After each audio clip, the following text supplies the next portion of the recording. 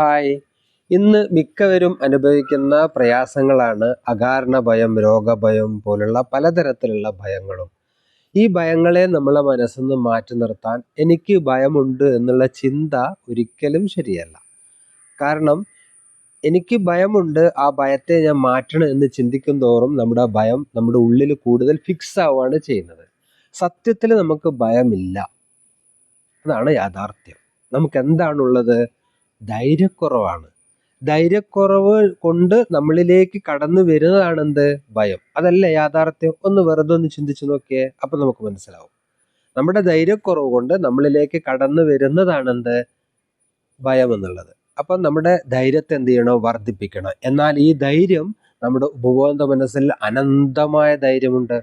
ആ അനന്തമായ നമ്മുടെ ഉള്ളിലുള്ള ധൈര്യത്തെ എവേക്ക് ചെയ്യാൻ വേണ്ടി നിരന്തരം ധൈര്യത്തെ വർദ്ധിപ്പിക്കാൻ വേണ്ടി ധൈര്യത്തെക്കുറിച്ചുള്ള ചിന്തകളാക്കി മാറ്റുക. നിരന്തരം ധൈര്യത്തെക്കുറിച്ച് എനിക്കുള്ളത് ധൈര്യക്കുറവാണ്, അത് വർദ്ധിപ്പിക്കണം എന്നുള്ള ശരിയായ ചിന്ത നിങ്ങൾ കൊണ്ട് നടക്കുമ്പോൾ നമ്മളിൽ ധൈര്യം വർദ്ധിക്കും, ഭയം നമ്മളിൽ നിന്ന് വിട്ടകലും. Okay, by.